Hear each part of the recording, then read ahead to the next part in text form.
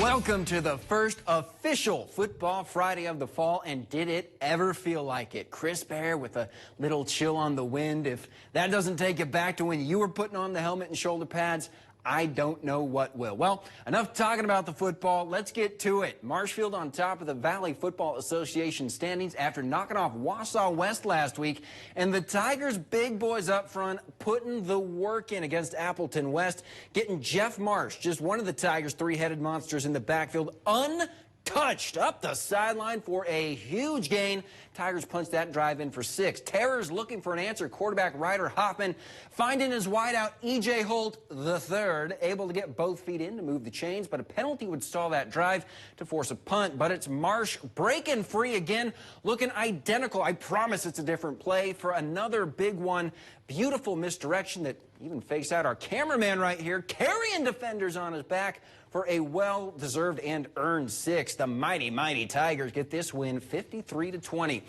Big one in the CWC Large Conference. Stratford and Whitburn. Winner keeps pace with Amherst, although the Falcons already beat the Chargers. We start in the first quarter. The Chargers with the pass, but it's picked off by Cole Tichy, who takes it the other way for Stratford. Now Tigers with the ball deep in Whitburn's territory, and the ball's loose, and guess what? Chargers pounce on it. They then drive the field and fumble, and then it leads to this. Kohler Kilty with the handoff up the gut. He goes in for the touchdown. The Tigers top the Chargers in this one, barely 14-6.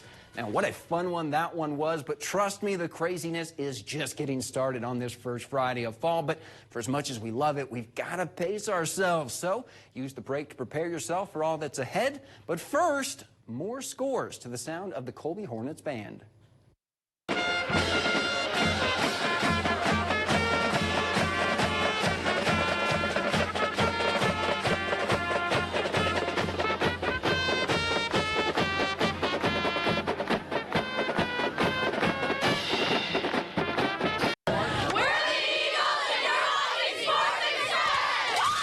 Welcome back into week 6 of Sports Express and high school football. Now, I feel the same exact way. I hate that we are this far in already, but the good thing about getting deeper into the season, the matchups and conference races get very intriguing. And the most interesting conference, maybe in the state, is the Merriwood. Our tour starts tonight in Colby. Hornets coming in after a big win against Edgar, hosting Pittsville. A slugfest here early. The Pirates facing third down on their first drive. Jacob Hardinger rolls to his right, ball tipped, and Mateo Lopez comes down with it. Yeah, he picked it. Might not look like it. That's an interception. Hornets don't score, though. Later, Hardinger tries to escape, but ends up running right into Kevin Voss for the sack. Next Colby drive, they get a short field, and it's Lopez shedding a tackle and reaching out for the goal line. He's in, a barn burner in this one, but the defending state champs survive. Next, down the road to Auburndale, the Eagles tied with Colby atop the Merriwood Conference, both 3-0. Marathon lurking, still very much in it. Auburndale put together quite an impressive first half, though. Quarterback Trenton Weber dumping the screen down to his back. Evan Skoll, who sees nothing but green grass ahead of him, all the way to the house. Next drive, Marathon quarterback Ray Hoxema looking to air one out himself, but this one, wrong colored jersey. It's picked. Weber doing it on both ends for the INT that last play. The next play, he bombs one up the sideline to Alex Wilfarth, who turns on the Jets, and he does the rest. What a sequence of plays there. Auburndale has outscored opponents 231-8 this year, and they didn't stop tonight, but they were up big. Never did get a final score in this one, though. So to Abbotsford we go. Big one here. Falcons hosting Edgar.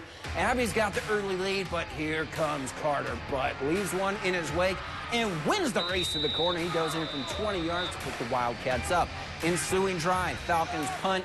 Now, if you get your binoculars out, you can see the Wildcats ran a reverse, and running away with it is Tegan Straight away to the end zone. 75 yards. He'll go untouched, and just like Stranger Things, he's running up that hill. But Edgar keeps on running after a high snap. No one covers Leighton shut. Anybody? He's in his own zip code, and he finds the end zone. The Cats claw their way to a huge win. Next up, we've got a Hodags homecoming game against the Mosinee Indians, who are coming in averaging over 40 points a game. First drive, 3rd and 8. James Heck goes play action, dropping it off to number 90. Wait, what? Doesn't matter. He's rumbling, stumbling, bumbling, carrying defenders 40 yards down the sideline. Later in the drive, it's going to be heck to Sam Shop, but Dade Ratke like dynamite because he's blowing that play up. Hodags turn it over on downs, and time is precious here, so Mosney gets right to work. Keegan Jersley, wide open, Colton Cherrick, and he's going to go in for the score. That was just the start tonight. Mosney dropping a 50-burger in the win. Further into the Northwoods we go. Lakeland hosting Antigo, who's coming in fresh off winning the Bell game. Scoreless in the second half. Check this out. Antigo fullback Mason Gray, 6'7", takes the handoff and drags a flock of Thunderbirds on his back for a nice gain. Antigo would turn it over on a botched snap, and the Thunderbirds' Rocky Wagner would electrify the stadium from there, plows over a defender up the gut, and takes it to the 1-yard line where he finishes it off himself. Better get on that bandwagoner. Lakeland going to win this one 22-0. Whew! I told you, that Merriwood Conference is something else. These next few weeks are going to be fun. These next few minutes, though, not so much, because commercials are on deck, but not before more scores and more of a soundtrack to a Friday night.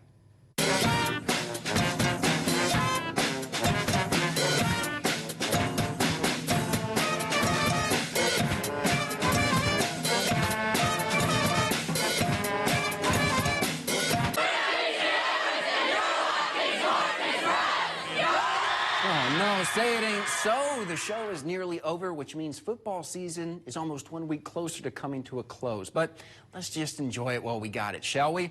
Well, we started in the Valley, and we are ending in the Valley. 2 big games in the conference coming your way. First up, Wausau West taking on Spash. Warriors coming off an upset loss to Marshfield last week, and they took that personally. Already up 6-3 in the first. Carter Amerson with the jet sweep, and he's flying like Delta, but that's why you tie your shoes. Got him by the lace, and he's somersaulting short of a score, but later in the drive, who said QB was a pretty boy position? Vance Hans getting dirty in the trenches, sneaks in for 7. Ensuing Panthers drive, Grant Chandonnet tosses a rainbow in the dark. No gold on the other end, but there is Peyton Pumper in a first down. Great concentration to haul that in. Spash wouldn't be able to cash it in, though, and West would ride out of there with a big win. Well, Wisconsin Rapids and DC Everest both 2-1 going into tonight. Let's see who prevails in our game of the week. Evergreen's homecoming at Steam Stadium. The threes will air it out early here. Quarterback Jack Babinski, he's going deep to one tall tree. That's 6'4" Preston Miller. Everest getting in the end zone first, and the student section is all kinds of fired up. Rapids looking to respond. They're going to the air and wide open. Anybody want to cover him? I guess not. He's going to walk on in, and things are looking up for Rapids. DCE back to work, but nothing doing there. They fumble, and that is going to be a scoop and score. Wisconsin Rapids, they're going to keep on trucking from there. They get the win tonight, and Addison Van Patten has more on our Game of the Week. And with that, we are off to our final break, but when we get back, we'll turn out the Friday night lights on Week 6, so you can go ahead and get to bed. We'll see you then. Well, before we go, let's take a look at the conference standings here as this season really starts to cook with peanut oil. Now, Amherst and Stratford lead the CWC large. They're tied there. Assumption leads the CWC small. They're all alone at the top. Medford and Mosney are atop the Great Northern Conference tied. Colby and Auburndale in that very interesting Merriwood Conference. Can't wait to see how that one shakes out. And Marshfield is alone atop the VFA. Now, we may be heading into Week 7, but this season is just getting started. And as always, a big thank you to Austin Schindler, Keegan Hewitt, Isaac Dienison, Ben Zatuni, and Addison Van Patten. They are the ones going out there every single Friday night to bring you folks the magic. So without them, this show isn't possible. So a big thank you to all of them behind the scenes. All right, that does it for tonight, but we'll see you right back here next week for another great Football Friday. I can't wait. See you then.